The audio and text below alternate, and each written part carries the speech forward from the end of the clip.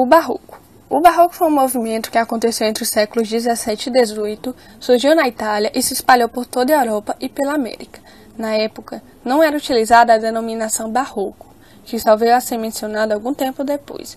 Os artistas se autodenominavam modernos. O surgimento da palavra barroco é controverso. Enquanto franceses, portugueses e espanhóis afirmam que o termo é proveniente da palavra portuguesa barroco, usada na joalheria para identificar um tipo de pérola irregular, os italianos afirmam que a palavra seria proveniente do silogismo medieval barocco, baseada nas combinações das vogais A, O, O, onde A marcaria uma preposição universalmente afirmativa e as vogais consecutivas O marcariam uma preposição particularmente afirmativa. Mas, independente da origem da palavra, nenhuma traria com coerência a designação que o adjetivo barroco assumiu para a crítica iluminista. A cultura arquitetônica iluminista pregava muito respeito ao passado greco-romano. O barroco surgiu então como uma forma bizarra de se fazer arte e foi caracterizada como uma tendência aniquiladora do bom senso estético. O barroco está vinculado diretamente a acontecimentos religiosos, econômicos e sociais. Entre os tais estão o início dos governos absolutistas europeus, quando os reis eram considerados senhores absolutos com poderes adquiridos pelo divino, e por conta disso passaram a criar sua glorificação pessoal através das artes. Outro evento marcante foi a Contra-Reforma, no qual a Igreja buscou, através da arte, a cativação dos fiéis.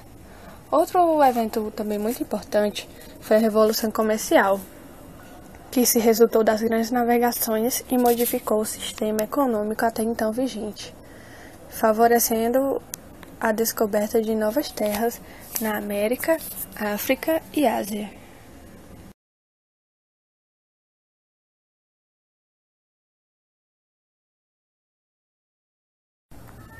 As obras barrocas rompem o equilíbrio entre o sentimento e a razão, a arte e a ciência, que os renascentistas procuravam realizar de forma muito consciente.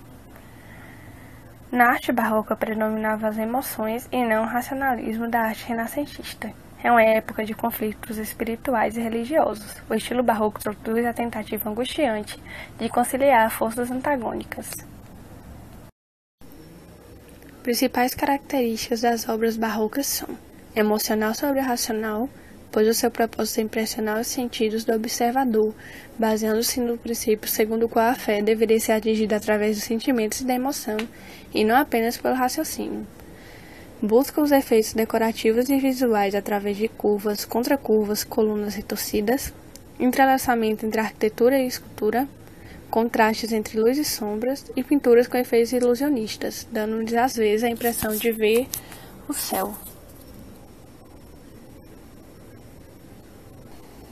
A pintura barroca teve seu desenvolvimento favorecido pela arquitetura, tanto através da utilização de determinados elementos construtivos, como pela disposição das peças nas plantas. O uso das cúpulas nas igrejas criou grandes abóbadas internas, que juntamente com a preferência pelas naves alongadas, criavam amplas áreas para a utilização pictórica.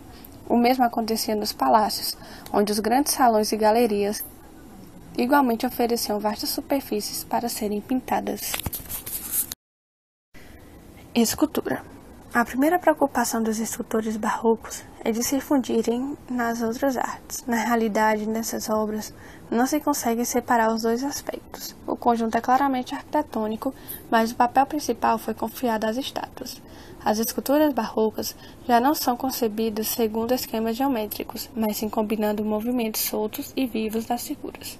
Suas características são o predomínio das linhas curvas, dos drapeados das vestes e do uso do dourado, e os gestos e os rostos das personagens revelam emoções violentas e atingem uma dramaticidade desconhecida no Renascimento.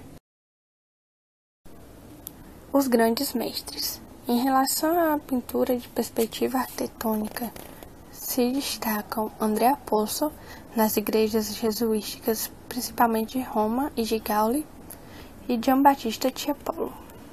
Embora usadas em todo o continente europeu, as pinturas ilusionistas são mais frequentes e a influência de Tiepolo é maior na Alemanha, onde se destacam, já no século XVIII, os trabalhos dos irmãos Azan e as obras de Johann Baptist.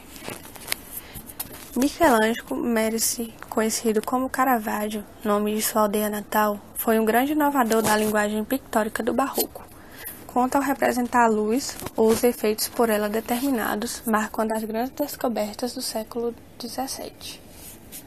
Efetivamente, nas obras de Caravaggio, a luz funciona como um componente essencial que dá um dinamismo notável às composições. O rococó é um estilo artístico derivado do barroco, que durou entre 1720 a 1780. Teve sua origem na França através da decoração de interiores, conhecido também como estilo Luís XV e Luís XVI.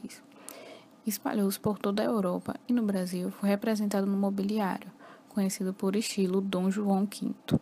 A palavra rococó deriva de uma palavra no francês que remete à concha, por conta de elementos decorativos do estilo associados às linhas de uma concha. Outra teoria é de que estivesse relacionada à técnica de incrustação de conchas e fragmentos de vidro, que decoravam grutas artificiais. O estilo representou uma sociedade que buscava nas obras de arte algo que lhes desse prazer e as levasse a esquecer seus problemas reais. Os temas eram cenas eróticas ou galantes da vida cortesã e da mitologia, alusões ao teatro da época e motivos religiosos. São marcantes nas obras as linhas curvas, delicadas e fluidas, as cores suaves, o caráter lúdico dos retratos e das festas, em que os pintores representavam os anseios daquela sociedade. Além disso, possui leveza, caráter intimista, elegância, alegria e exuberância. No campo da pintura, apresentavam-se duas vertentes. Uma vertente mostra o modo de vida e a concepção de mundo das elites europeias do século XVIII e a outra vertente adapta elementos do estilo à decoração monumental das igrejas e palácios. Apesar de sua importância, a pintura rococó era concebida muitas vezes para compor a decoração de interiores, e por isso foi acusada de ser uma expressão artificial, puramente decorativa. A situação se agravou em meados do século XVIII, com a ascensão dos ideais iluministas, neoclássicos e burgueses. A partir da década de 1830, voltou a ser reconhecida como testemunho importante de uma determinada fase da cultura europeia e do estilo de vida de um estrato social específico, e como um bem valioso por seu mérito artístico único e próprio, onde se levantam questões sobre estética que floresceriam mais tarde e se tornariam centrais para a arte moderna. A tradição do retrato continuou, mas tornou-se mais histórico, sereno, sensível e psicológico. As composições são próprias para redecorar interiores, e por isso são exuberantes e rítmicas. Fazem parte da composição elementos marinhos, como conchas e ondas. As cores são baseadas nos brancos, azuis e rosas. Trazem leveza e graciosidade dos gestos, movimento, ritmo e sentido cênico.